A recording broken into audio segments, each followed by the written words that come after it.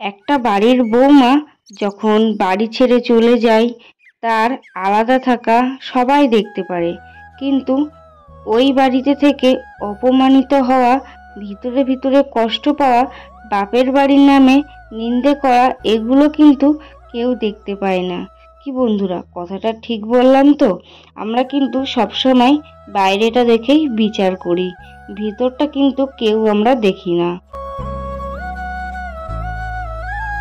নমস্কার আমার প্রিয় সকল বন্ধুরা, কেমন আছো সবাই? আশা করছি তোমরা সবাই ভালো আছো এবং সুস্থ আছো। সবাইকে জানাই শুভ সকাল। মা সকালবেলা ঘুম থেকে উঠে সংসারের সমস্ত কাজকর্ম করে তারপরে মাঠে চলে যায় কাজে, আর তারপরে যা বাদবাকি কাজ থাকে সেগুলোই আমি করে নিই।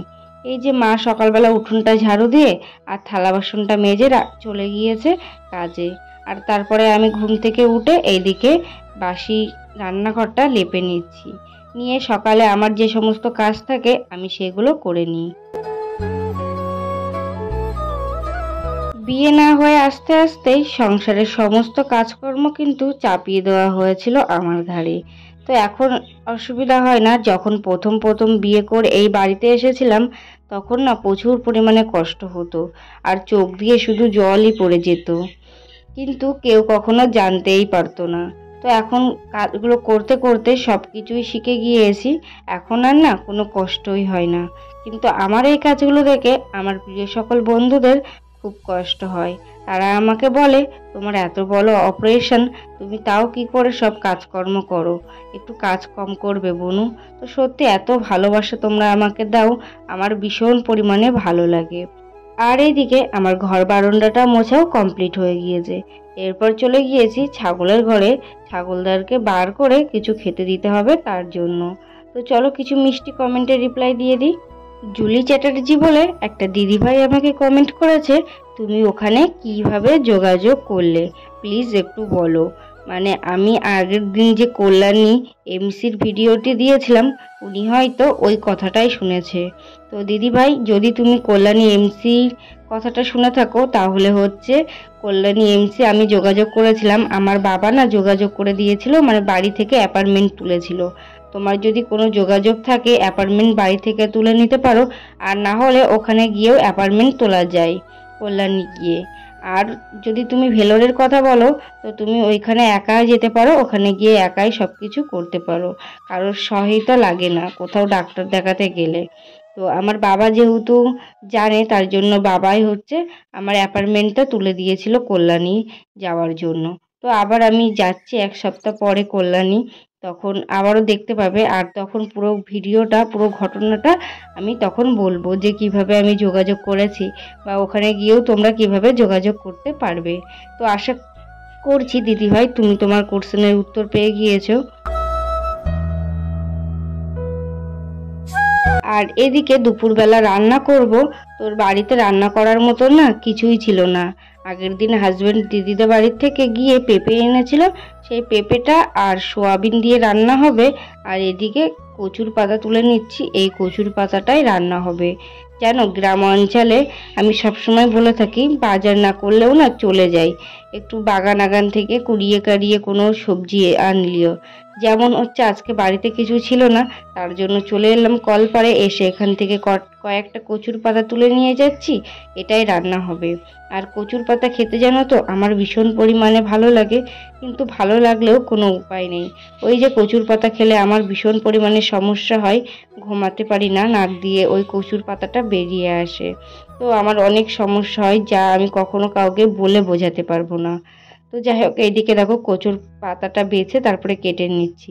ওই যে মাংসার জাল থাকে, তারপরে আরো পোকা টোকা থাকে না, ওইগুলো বেছে বেছে তারপরে কেটে নিচ্ছি। ক্রেজি পাপন বলে একটা ভাই আমাকে কমেন্ট করেছে, দিদি তুমি কি সিএমসি ভেলোর হসপিটালে যাবে? হ্যাঁ ভাই, আমি সিএমসি ভেলোর হসপিটালে যাব। দিদি তুমি যদি সিএমসি ভেলোর হসপিটালে যাও আমাকে বলবে। তো হ্যাঁ ভাই, আমি যাব সিএমসি ভেলোর হসপিটালে। একটু দেরি হবে, কারণ না এখনো টিকিট কাটা হয়নি, টিকিট কাটা হলে তারপরে যাব। আর এইদিকে দেখো আমার ননদ হচ্ছে আমার দেওরকে রাখি বাঁধছে। তো তো এই স্মৃতিগুলো না ভীষণ মনে পড়ে, ভাই বোনের খুনসুটি।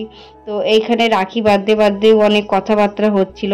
তো এইগুলো আমার যেহেতু না ভাই নেই বা দাদা নেই, এই কষ্টটা আমার সারা জীবনই থেকে যাবে। আমি কখনোই কাউকে ভাইফোঁটা বা রাখি পরাতে পারিনি। অনেক কষ্ট পেয়েছি এক সময়, খুব কান্না করেছি বিয়ের আগে, কিন্তু এখন না সেটা অভ্যাস হয়ে গিয়েছে। আর এইদিকে দেখো ভাই বোনের মধ্যে যেটা হয়ে থাকে, প্রথমে হচ্ছে ভাই ননদকে হচ্ছে 50 টাকা দিল, ও নেবে না বললো, তারপরে আবার 100 টাকা দিল। আর ওইদিকে সোনা পাপা আছে, সোনা পাপাকেও দেওয়া হলো 50 টাকা। আর এইদিকে সোনা পাপাকে হচ্ছে রাখি বাঁধবে ওর মেস দিদি, মানে ওর মেস ঠাকুমি। তো ওকে রাখি বাঁধা হয়, মানে প্রত্যেক বছর আর কি কাকিমা সোনা পাপাকে রাখি বাঁধে।